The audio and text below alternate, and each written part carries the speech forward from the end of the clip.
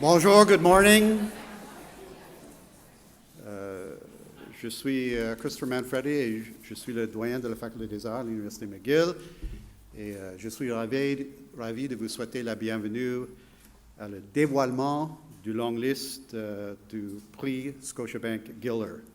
First of all, I'd like to ask everyone to do something very important, which is to turn off your cell phones. Je vous demanderai de fermer vos téléphones cellulaires, s'il vous plaît. It's a great pleasure for the Faculty of Arts to be involved in this announcement, and for McGill University, of course. And the importance to the university and to the campus of this is, I think, evident in the presence of our principal, Suzanne Fortier, who will say a few words to us. And she's here. Dr. Fortier is the 17th principal and vice chancellor of McGill University. She, after graduating from McGill twice with a Bachelor of Science degree and a PhD in chemistry, she enjoyed a distinguished career as a scientist and administrator at Queen's University before becoming the president of the Natural Sciences and Engineering Research Council. And without further ado, let me turn the microphone over to Principal Fortier.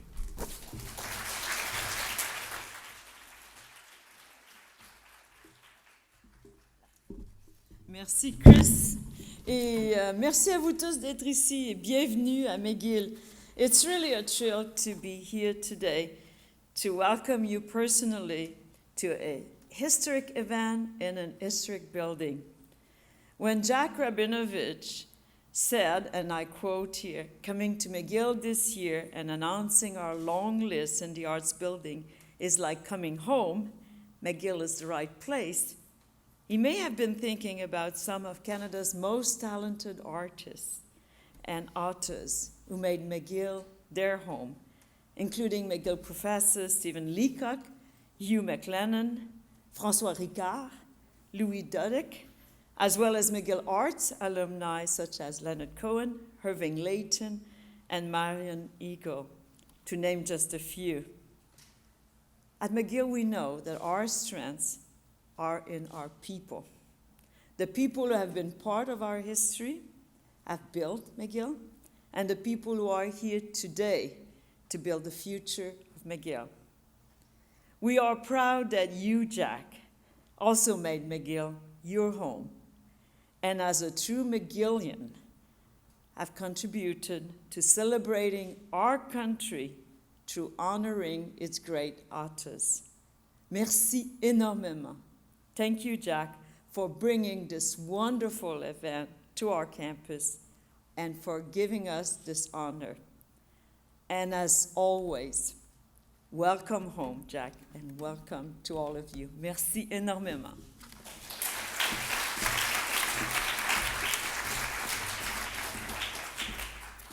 Merci, Madame la Principale. Thank you very much. Before we move to the main event of revealing the long list, I would like to take a moment or two to tell you about two other related activities in the Faculty of Arts. One of those is our Mordecai Richler Writer-in-Residence program. The Writer-in-Residence program is situated in both the Department of English and the Département de Langue et Littérature Française. Each year, for one term, there is a resident writer in each department. Writers in residence teach one course, give public lectures and readings, advise undergraduate and graduate students, organize writing workshops, and generally participate in the creative and intellectual life of the departments and the faculty. Since the program was founded in 2011, we have welcomed a diverse group of authors. They include Kathleen Winter, who was on the Scotiabank Giller shortlist for Annabelle in 2010, and Louis Hamelin, who was on the Scotiabank Giller long list for October 1970 in 2013, Stephen Hayton and Elise Turcotte, and Mark Zafran and Anash Irani. This year's writers-in-residence, both of whom will be here during the winter semester, are Anita Rao-Badami and Suzanne Jacob. That we've been able to attract such accomplished writers from such diverse stylistic and linguistic traditions speaks to the esteem with which McGill's reputation is held by the literary community. The other initiative is the Cundill Prize in Historical Literature at McGill. It is, I think, fitting that 2 McGill alumni are responsible for establishing the 2 largest literary prizes in Canada. Jack Rabinovitch, of course, with the Scotiabank Giller Prize, but also the late Peter Cundall, whose generous gift established the Cundall Prize in Historical Literature. It is the world's largest prize for literary nonfiction in history. $75,000 prize for the winner, and 2 Recognition of Excellence Awards of $10,000 each. Our six-book long list will be revealed later this month. Stay tuned for that announcement, and keep your eyes open for the announcement of the finalists, the 3 finalists on October 15th. And of course, our winner will be announced November 20th at a gala dinner at the Shangri-La Hotel in Toronto. It is now my pleasure to invite Jack Rabinovitch, founder of the Scotiabank Giller Prize, to the podium to say a few words. Jack.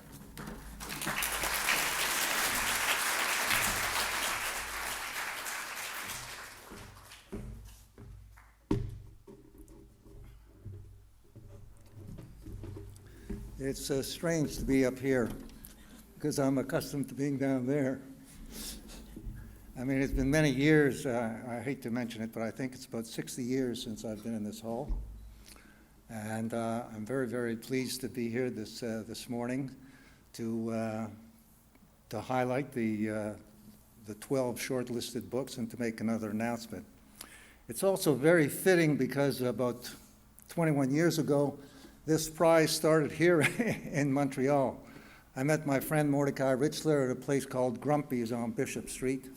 And over more than several McCallums, we concocted a prize in the honor of my late wife, Doris Giller, some of whose friends are here this morning.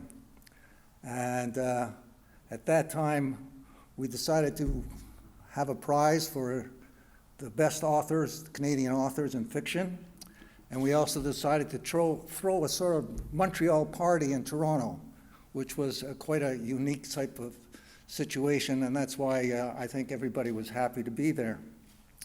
Anyway, this is the 21st year, and before we get around to announcing the 12 shortlisted authors, I thought I'd just reminisce for a moment and tell you that when we started this prize, it was $25,000 and $5,000 for each of the shortlisted authors. Today, I'm very pleased to announce that with the support, cooperation, and help of the Scotiabank, the prize is now doubled. It is now $100,000 for the winner and $10,000 for each of the shortlisted authors. It's double what it used to be, which was $70,000, $50,000 for each of the $50,000 for the winner and $5,000 for the shortlisted authors. So we're very pleased that Canadian authors will benefit from this. In fact, this year, the jury has read 162 books in order to come down with 12 shortlisted authors, 2 of whom are Montrealers. I was just about to say fellow Montrealers because I sort of feel that way. And I really don't know what else to say except that it's a wonderful situation, because when I was at McGill 60-odd years ago, as I said, there was not a university in Canada that had anything about Canadian literature. There wasn't a single university that had a course on Canadian literature. In those days, I think the explosion after the war had to do with Norman Mailer, James Jones, and J.D. Salinger. Today, we celebrate Canadian literature, and so thank you very, very much.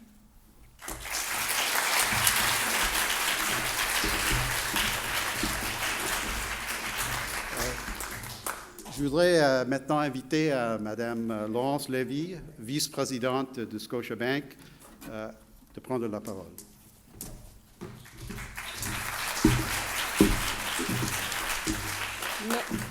Bonjour à vous tous, c'est un immense plaisir pour moi d'être ici. Merci au Dean Christopher Manfredi. It's my pleasure to be here as we unveil the long list for Scotiabank Giller Prize, recognizing excellence in Canadian fiction. The Scotiabank Giller Prize is truly one of a kind, giving a much-deserved spotlight on a wonderfully varied group of writers who come from across the country. At Scotiabank, we believe the art makes Canadians richer. The arts encourage us to see the world in a different light and develop new perspectives, providing us with inspiration to pursue our own passions. The prize has become an industry-leading award, and that is due to the incredible work of Jack Rabinovitch and Elena Rabinovitch, and it has been our honor to partner with them to promote the nominees and the importance of Canadian literature. Over the last 9 years, through Scotiabank's partnership, the prize has been able to grow while continuing to award extraordinary Canadian authors for their literary contribution. As Jack just announced, we are thrilled to be increasing our support of these gifted writers by doubling the prize purse this year to $140,000, making it the richest fiction prize in Canada. I'm excited to see what books have made this year's list, and I offer my early congratulations to the longlisted authors for the 2014 Scotiabank Giller Prize. Thank you.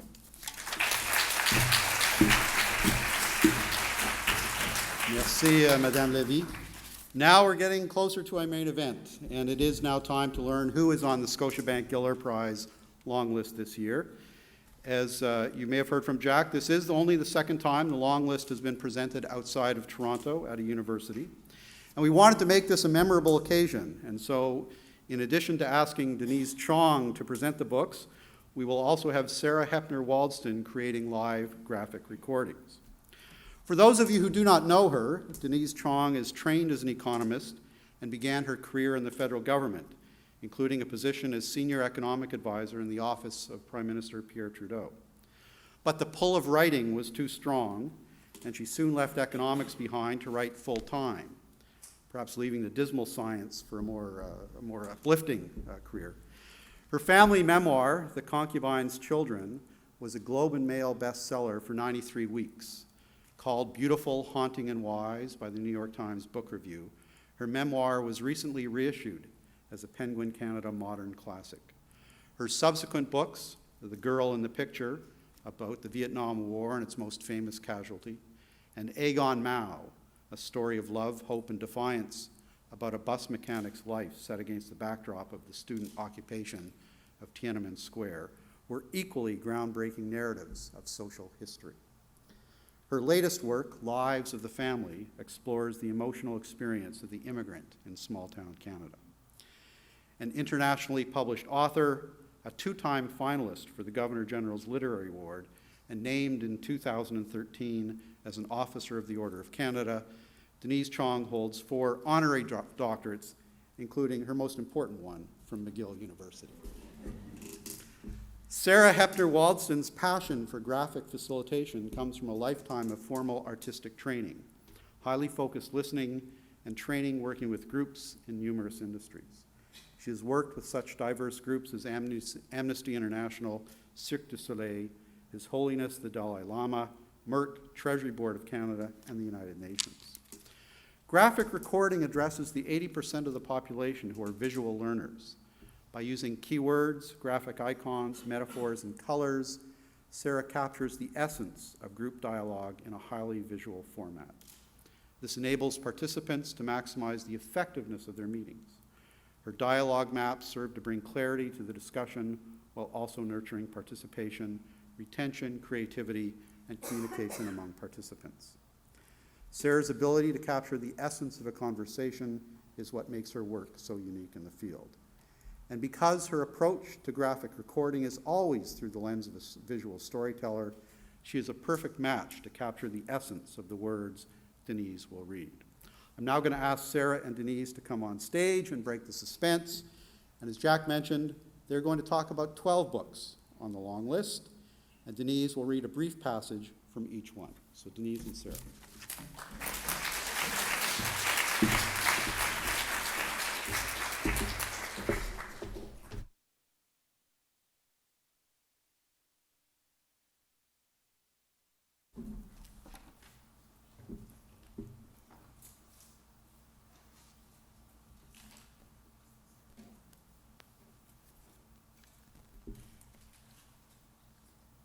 The excitement begins.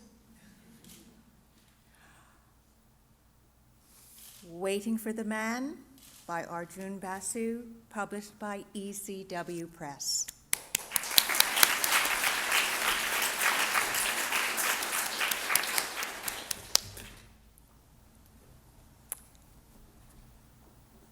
It was as if I were floating. That was what I first noticed, the original thing. This floating business was a sign of something going on inside my head. I would find myself off the ground, hovering, and then moving slowly, effortlessly, seeing my own self encumbered by the normal laws of physics, everyone and everything still governed by the rules and regulations that make things run. I was part of it and was a part. My floating self felt new and improved, smarter, fresher, more alive. But it would never last.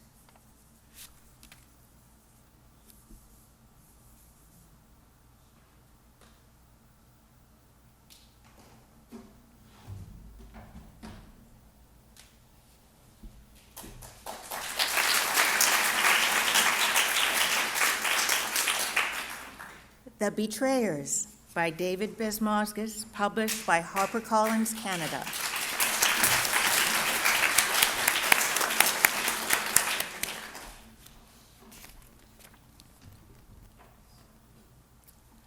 A 1,000 kilometers away, while the next great drama of his life was unfolding, and God was banging his gavel to shake the Judean hills, Baruch Kotler sat in the lobby of a Yalta hotel and watched his young mistress berate the hotel clerk, a pretty blonde girl who endured the assault with a stiff, mulish expression. A particularly Russian sort of expression, Kotler thought. The morose, disdainful expression with which the Russians had greeted their various invaders, an expression that denoted an irrational, mortal refusal to capitulate, the pride and bane of the Russian people. That Leora persisted in arguing with the girl proved that she was the product of another culture.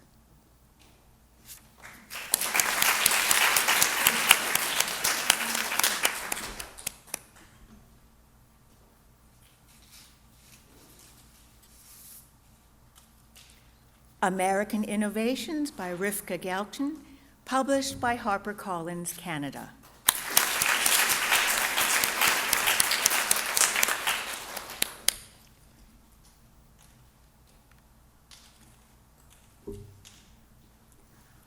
I was at home, not making spaghetti.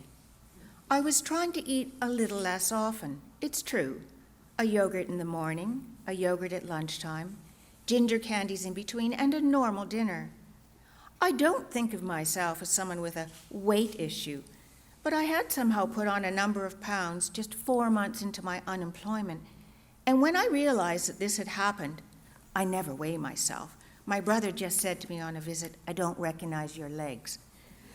I wasn't happy about it, although maybe I was happy about it, because at least I had something I knew it wouldn't be a mistake to really dedicate myself to.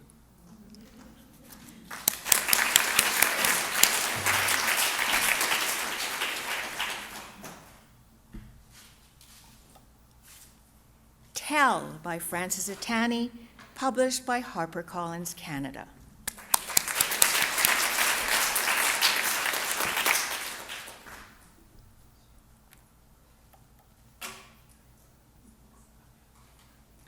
November 1919. There was no escaping the wind. Gusts blew in off the bay, beat against shirts and trousers and linens pegged to the clothesline. Air pockets were trapped, sheets snapped out furiously. From inside the closed veranda at the rear of the house, Ken and Oak could not shut out the sound. He closed the outdated newspapers he'd been reading and made an effort to align its edges. Once he'd folded it along the creases, he placed it on top of a neat and growing stack beside his chair.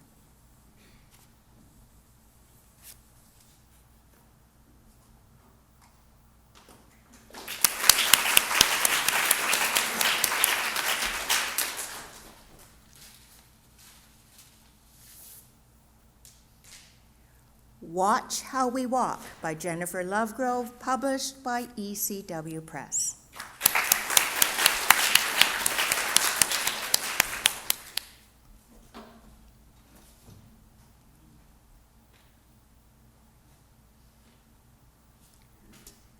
The first line was small, timid, and red. I was scared, but it was the only way through. I breathed deeply and drew the line longer, pushed harder, and it bloomed. It hurt. I clenched my teeth, then smiled. I etched another line, perpendicular to the first. It burned clear and pure, both pain and pleasure, sheer release. Red beaded and dripped down my arm, but I didn't look away. Compared to everything else that had happened, it was nothing.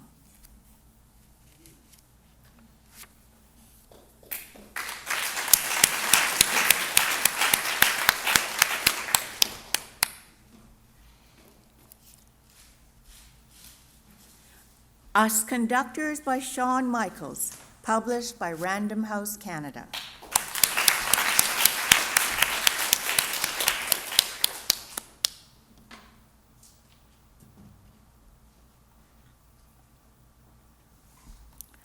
I was Leon Theremin before I was Dr. Theremin, and before I was Leon, I was Lev Sergeyevich.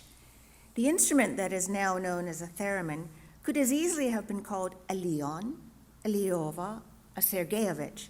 It could have been called a Clara, after its greatest player. Pash, like Termenvox. He liked its connotations of science and authority, but this name always made me laugh. Termenvox, the voice of Theremin, as if this device replicated my own voice, as if the Theremin's trembling soprano were the song of this scientist from Leningrad.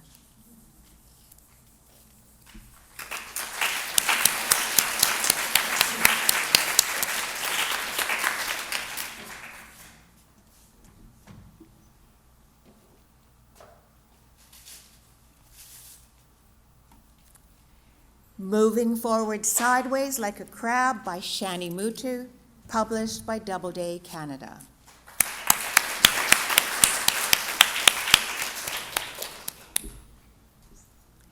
Surely it is a failure of our human design that it takes not an hour, not a day, but much, much longer to relay what flashes through the mind with the speed of a hummingbird's wing.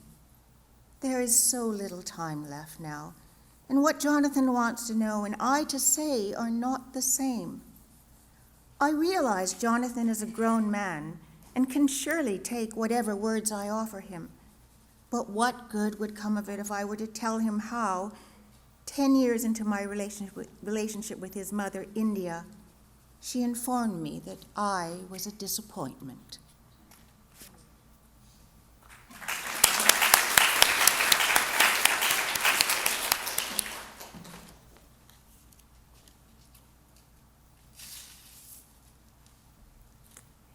The Girl Who Was Saturday Night by Heather O'Neill, published by HarperCollins Canada.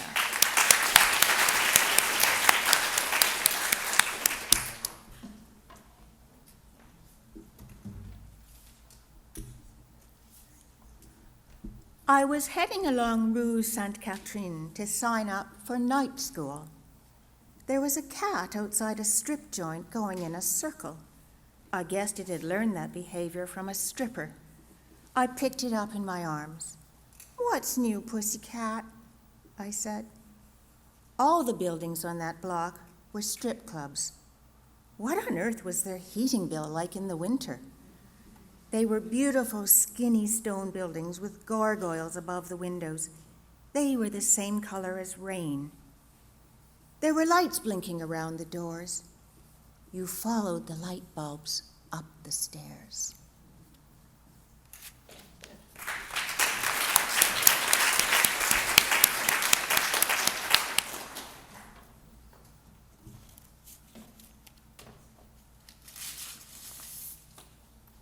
Paradise and Elsewhere by Kathy Page, published by Biblioasis.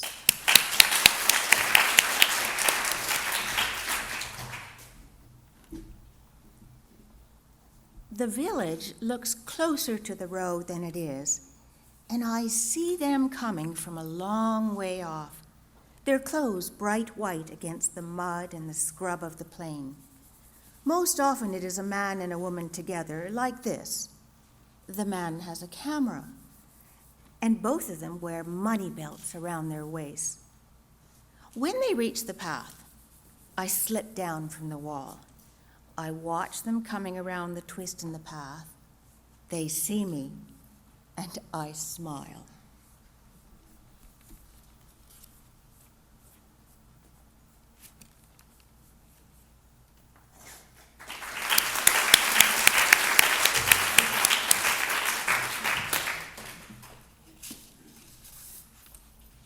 My October by Claire Holden Rothman, published by Penguin Canada.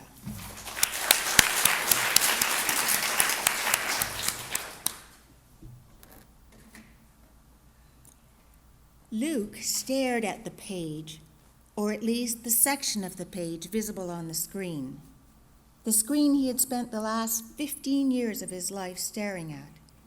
The background was blue, slightly darker than the shell of a robin's egg, or the blue of a sky at dusk, just as the light begins to fade. Luke had been thinking for some time now about a laptop. He'd mentioned it to Hannah last week before she'd left for Toronto. He'd informed her that he might go on a little shopping spree while she was away. She'd laughed, her eyebrows rising in amazement. Luc Levesque wasn't big on gadgets. It had taken him years to switch from his old Smith Corona to a computer, and he hadn't gone on the spree yet. And if he never did, it would come as no surprise to his wife.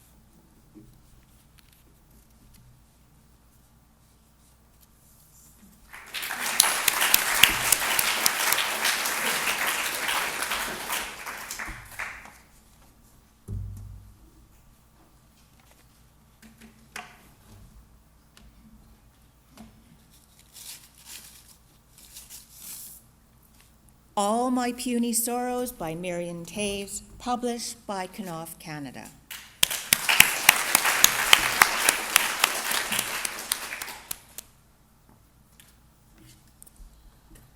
Our house was taken away on the back of a truck one afternoon late in the summer of 1979. My parents and my older sister stood in the middle of the street and watched it disappear.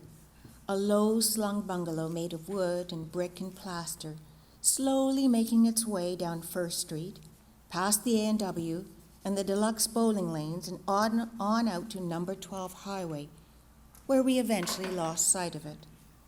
"I can still see it," said my sister Alfreda repeatedly, until finally she couldn't.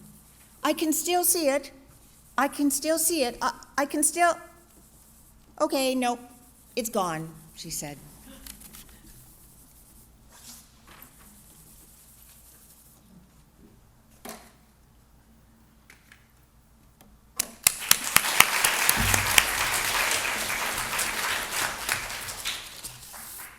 And finally, The Everafter by Ashwin Rao by Padma Vishwanathan, published by Random House Canada.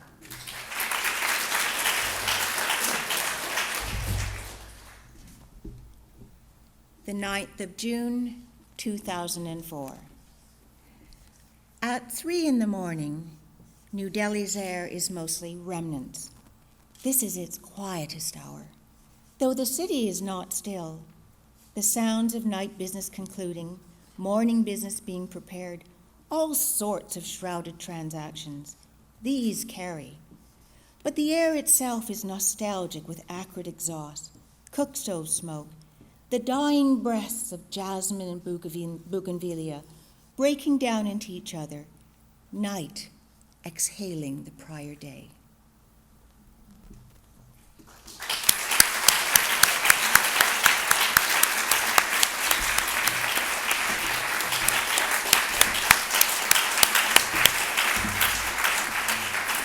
And ladies and gentlemen, that is the Scotiabank Giller Prize 2014 long list.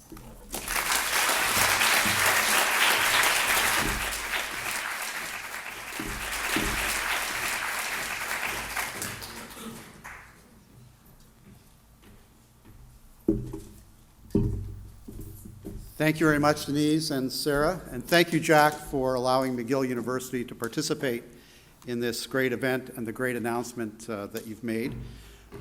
Jack's coming up on stage. I don't know, that's not in my notes, not my plan, but I'll let you do that. No, I just want to thank McGill and Dean Manfredi and Suzanne Ford, Principal and Vice Chancellor, and Laurence Levy of the Scotiabank.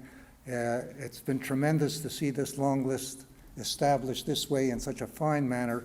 It's an honor to the writers, it's an honor to Canadian literature, and I want to thank McGill very sincerely for a job extremely well done.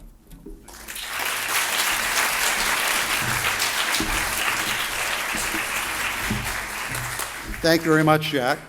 Now, before releasing you completely, I want to say that I do look forward to welcoming all of you back here in this venue on Tuesday, September 23rd at 1:30 for Canada Remix, which will be an event in celebration of the 20th anniversary of the McGill Institute for the Study of Canada. So put that in your calendars. You now know where to locate the venue, and I look forward to seeing you there. And now, please join me in continuing to celebrate the 2014 Scotiabank Giller Prize long list at a reception in the lobby. Thank you very much.